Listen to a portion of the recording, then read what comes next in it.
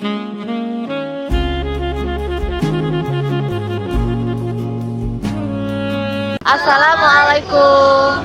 Halo semuanya. Perkenalkan, kami dari kelas 11C. Nama saya Aisyah Salsabila. Nama saya Titania. Saya Natasha Salsabila. Nama saya Iskandar Zulkarnain. Dan nama saya Valenzuela Aurora Valepi. Gereja Santo Fransiskus Asisi Singkawang atau Gereja Ayam Jago memiliki sejarah yang erat kaitannya dengan penyebaran misi Katolik di Kalimantan Barat oleh Ordo Kapusin.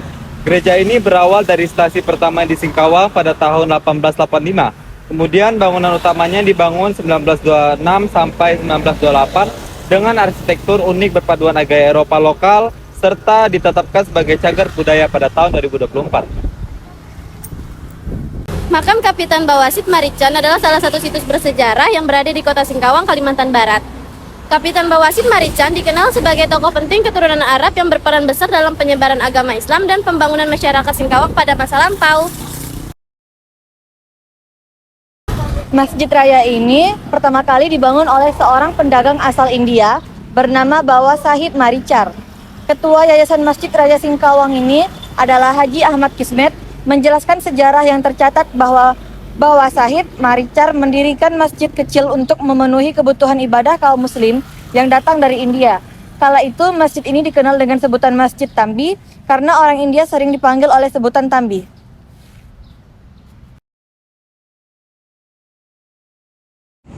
Tugu ini merupakan simbol penyerahan kekuasaan dari Belanda kepada Republik Indonesia Serikat atau RIS pada tahun 1949 setelah Belanda mengakui kedaulatan Indonesia pada 27 Desember 1949. Berbagai daerah di Indonesia membangun tugu peringatan kedaulatan termasuk di kota Singkawang. Tugu ini dibangun untuk menandai berakhirnya masa penjajahan Belanda dan dimulainya masa pemerintahan Indonesia di wilayah Singkawang. Oleh karena itu, masyarakat Singkawang menyebutnya sebagai Tugu RIS atau Tugu Penyerahan Kedaulatan. Pengadilan zaman Belanda. Gedung ini dulunya merupakan Landrat, yaitu pengadilan kolonial Belanda untuk perkara penduduk bumi, pribumi. Kemungkinan dibangun bersamaan dengan kantor Afdeling pada awal abad ke-20 dan sengaja ditempatkan berdekatan untuk efisiensi administrasi hukum. Setelah kemerdekaan, gedung ini digunakan untuk kantor atau lembaga pemerintahan lokal.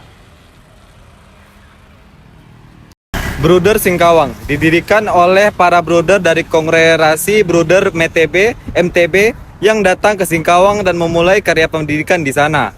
Sejarahnya erat kaitannya dengan pendidikan yang diberikan oleh para bruder kepada anak-anak Tionghoa di HCS yang didirikan oleh pemerintah Hindia Belanda. Para bruder ini kemudian mengembangkan karya mereka dengan mendirikan SMP Bruder Singkawang.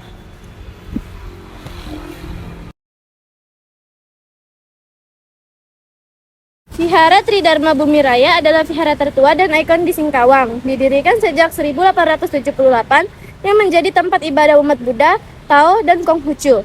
Vihara ini dikenal dengan arsitektur Tionghoa yang khas dan merupakan cagar budaya.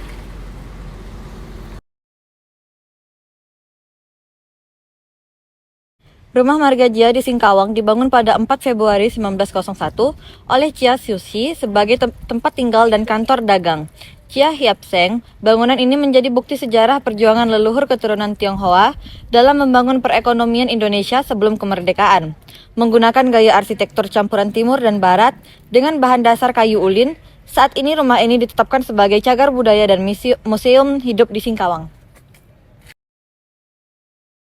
Rumah Kapitan Cina di Singkawang adalah bangunan bersejarah peninggalan masa kolonial yang dulunya merupakan tempat tinggal Kapitan Cina, yaitu pemimpin komunitas Tionghoa di daerah tersebut. Rumah ini memiliki arsitektur khas Tionghoa tradisional yang dipadukan dengan unsur Melayu dan kolonial Belanda.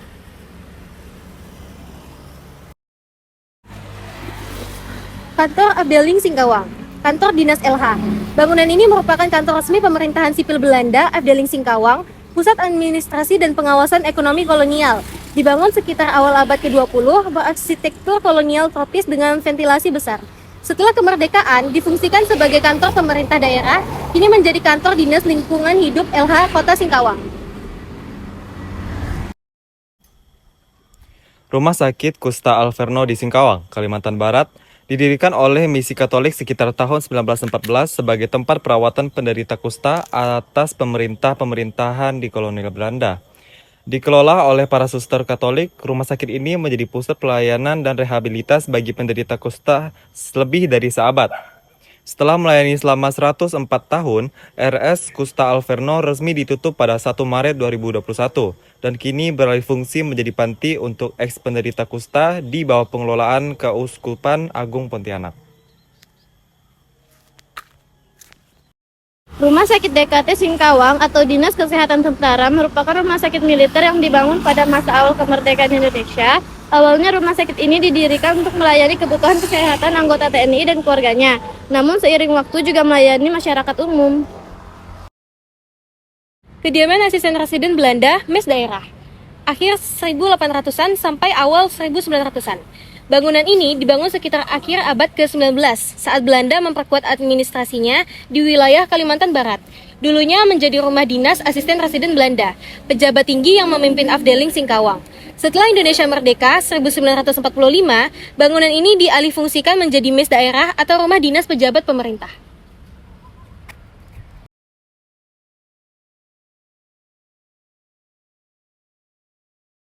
Titik 0 KM Singkawang dikenal sebagai Tugu Kedaulatan Singkawang yang didirikan untuk menandai penyerahan wilayah dari pemerintah Belanda kepada pemerintah Republik Indonesia di tingkat kewedanaan Singkawang. Tugu ini diperkirakan dibangun pada tahun 1959 pasca Revolusi Kemerdekaan Indonesia dan memiliki fungsi historis sebagai tonggak penyerahan kekuasaan. Meskipun tidak secara harfiah sebagai titik geografis, 0 Tugu ini memiliki makna simbolis sebagai penanda berakhirnya penjajahan dan dimulainya pemerintahan Indonesia di wilayah tersebut.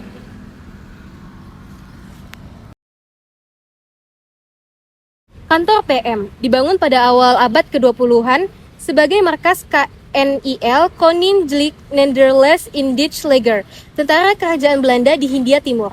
Tempat ini digunakan untuk mengatur kegiatan militer dan pertahanan kolonial di wilayah Singkawang. Pasca kemerdekaan, gedung ini diambil alih oleh TNI dan kini digunakan sebagai kantor polisi militer.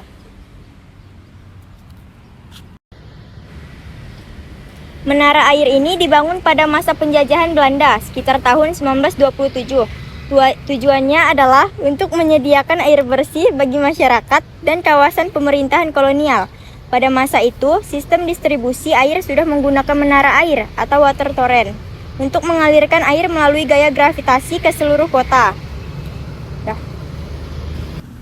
Sejarah umum kantor pos di Indonesia yang berlaku untuk kantor pos Singkawang, zaman VOC 1746, jaringan pos pertama kali dibuka oleh VOC di Batavia pada tanggal 26 Agustus 1746 untuk mengamankan pengiriman surat. Masa kolonial Belanda, jaringan ini terus berkembang dan memfasilitasi pengiriman surat bahkan untuk urusan perdagangan dan keperluan pribadi. Perusahaan negara, setelah kemerdekaan, jabatan pos mengalami beberapa perubahan status dari perusahaan negara pos dan giro pada tahun 1965 menjadi perusahaan umum Pos dan Giro pada tahun 1978. PT Pos Indonesia Persero pada tanggal 20 Juni 1995, perusahaan ini berubah menjadi perseroan terbatas PT dengan nama PT Pos Indonesia Persero hingga saat ini.